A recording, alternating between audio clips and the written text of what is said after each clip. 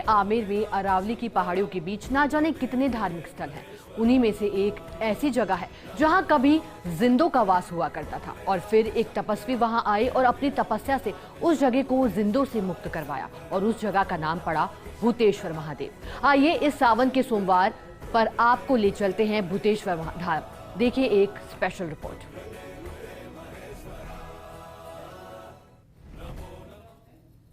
जयपुर के आमेर स्थित अरावली की पहाड़ियों के बीच न जाने कितने धार्मिक स्थल मौजूद हैं जिनके बारे में शायद आपको नहीं पता। उन्हीं में से एक है भूतेश्वर महादेव मंदिर, जिनसे हम आज आपको रूबरू करवाने वाले हैं और दिखाने वाले हैं कि ये जो अद्भुत नज़ारा इस मंदिर के पास का है वो आस्था, भक्ति और सुकून तीनों को ही दर्शाता है। तो चलिए आइए आपको दिखाते हैं भूतेश्वर महादेव मंदिर। जयपुर से करीब 25 किलोमीटर की दूरी पर नाहरगढ़ के घने जंगलों में बाबा भूतेश्वर महादेव मंदिर विराजमान है। बाबा के दर्शनों के लिए साल भर भक्तों का जमावड़ा लगता है, लेकिन सावन महीने में तो श्रद्धालुओं की संख्या हजारों तक पहुंच जाती है।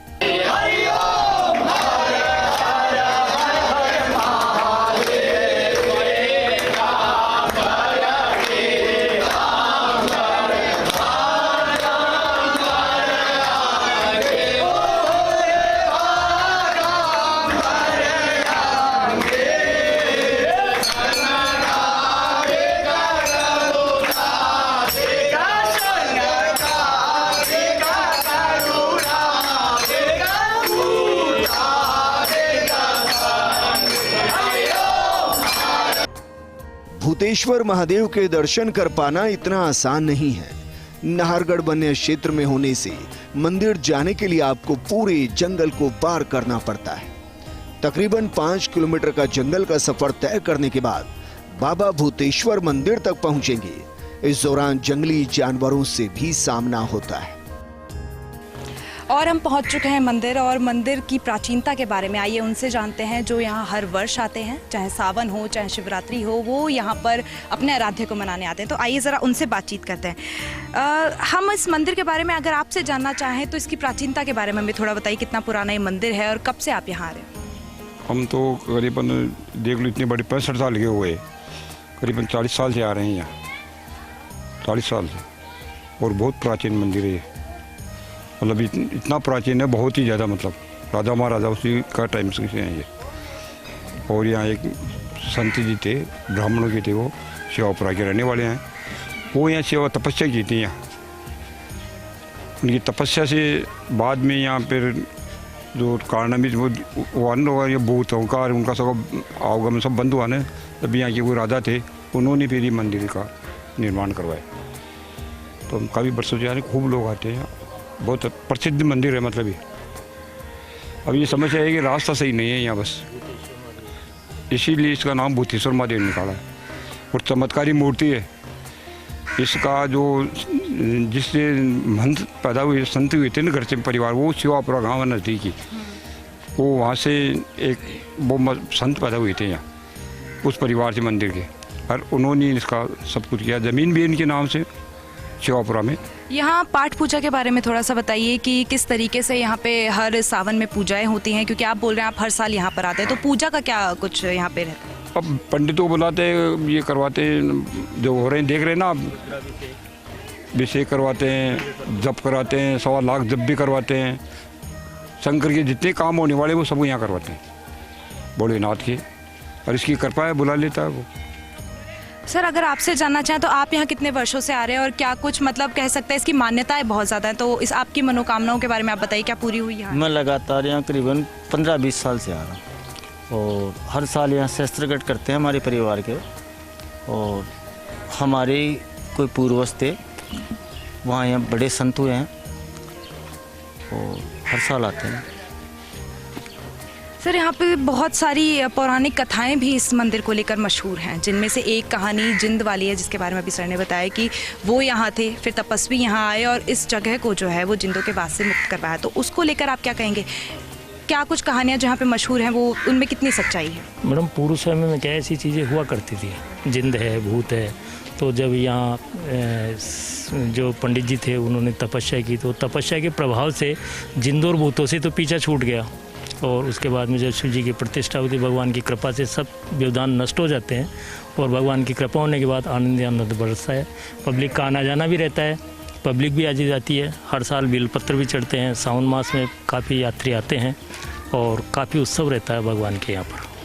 तो देखिए, सभी का यहाँ पर जो कहना है वो ये है कि ये मंदिर बहुत ही प्राचीन है। यहाँ पर जो मनोकामनाएं हैं, जो पौराणिक कथाएं हैं, जो बोला गया है वो उनके हिसाब से सच है। और आइए अब आपको दर्शन करवाएंगे यहाँ के गर्भगृह के, जहाँ पर आराध्य विराजमान हैं, हमारे शिवलिंग, हमारे भोलेनाथ विराजमान हैं। उनके दर्शन आप हमारे दर्शकों को करवाते हैं। आखिर मंदिर का नाम भूतेश्वर क्यों पड़ा? क्या वाकई में यहाँ जिन का वास है? इस मंदिर को लेकर कई दावे हैं और उन दावों की सच्चाई क्या है, इसको जरा समझिए। दरअसल कहते हैं कि किसी दौर में यहाँ पूरे वीराने के बीच में महादेव की मूर्ति स्थापित थी। भूत प्रेतों और जिन का यहाँ बसेरा था, जिसके बाद मंगल नदी नाम के तपस्वी यहाँ आए और अपनी तपस्या से मंदिर को जिनों से मुक्त कराया। एक इतिहासकार का तो ये भी कहना है कि संत मंगल बदी जब यहाँ तपस्या करते थे तब उनके पास उस मंदिर में कुछ शेर भी रहा करते थे, जिनके लिए उन्होंने मंदिर के पास एक बावड़ी का भी निर्माण करवाया था। आज भी वो बावड़ी उसी जगह पर स्थित है। तो आइए अब उनसे बात करते हैं जिनके पूर्वज पूर्व समय से अपने यहाँ पे तपस्या करते हुए आए हैं, अपनी सेवा यहाँ पर करते हुए आए हैं और आज उन्हीं की पीढ़ी से यहाँ पे जो मौजूद हैं वो इस मंदिर में अपनी सेवा दे रहे हैं। तो सर, कितने वर्षों से ये मंदिर, इसकी प्राचीनता क्या है और कितने वर्षों से आप यहाँ पर अपनी सेवा दे रहे हैं? ये लगभग 300 साल पुराना मंदिर है, लगभग, ज़्यादा भी हो सकता है, और राजा महाराजाओं के टाइम से ही ये मंदिर है। और हमारे जो पूर्वज थे, यहाँ 2 संत हुए हैं, केदारबंजी और मंगलबंजी, हम उनके वंशज हैं और हम यहाँ हमेशा सेवा पूजा करते आ रहे हैं। भूतेश्वर नाथ महादेव के मंदिर में विराजमान शिवलिंग को लेकर ये दावा किया जाता है कि ये विग्रह स्वयंभू है, यानी इन्हें किसी ने बनवाया नहीं बल्कि ये स्वयं प्रकट हुए। मंदिर के गर्भगृह में स्थापित शिवलिंग की लंबाई लगभग 2.5 फीट है। आस्थावान मानते हैं कि सावन में यहाँ जलाभिषेक या रुद्राभिषेक करने पर मनोकामनाएं पूर्ण होती हैं। इसलिए इस मंदिर को मनोरथ पूर्ण महादेव मंदिर भी कहा जाता है।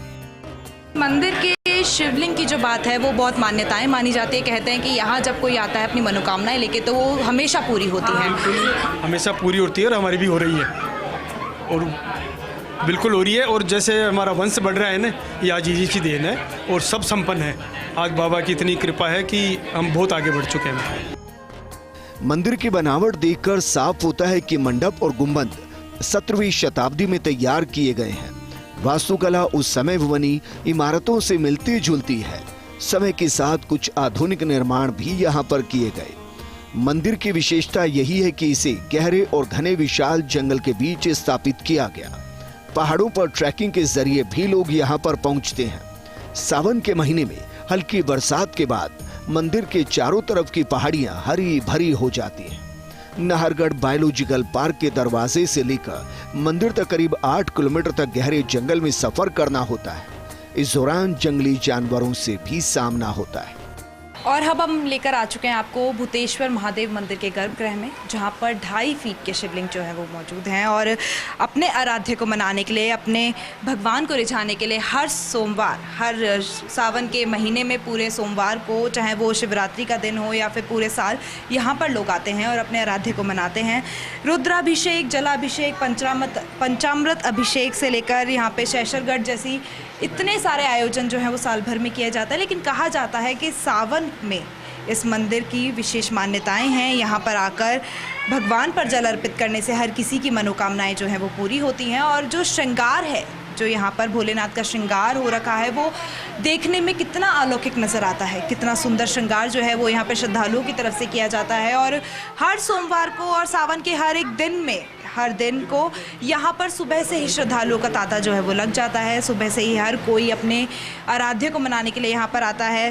भांग, धतूरा, जल, दही, दूध, शहद, हर किसी से उनका अभिषेक जो है वो किया जाता है और मनोकामना की जाती है कि जो भी वो मांगने यहाँ पर आए हैं वो पूरी हो, जो भी उनकी इच्छाएं हैं वो पूरी हो। और यहाँ पर पूजा करने वाले जो आचार्य हैं उनका भी यही कहना है कि जो भी यहाँ पर आते हैं श्रद्धालु, उनके लिए पूरी व्यवस्थित तरीके से व्यवस्थाएं की जाती है, कोई भी ऐसी अनहोनी ना हो, कोई भी ऐसी वाक्य ना हो, क्योंकि जो मंदिर है वो बहुत अंदर स्थित है, जो मेन रोड है, मेन जो अपना सिटी है उससे बहुत अंदर है, तो उसको लेकर भी व्यवस्थाएं जो यहाँ पे की जाती हैं।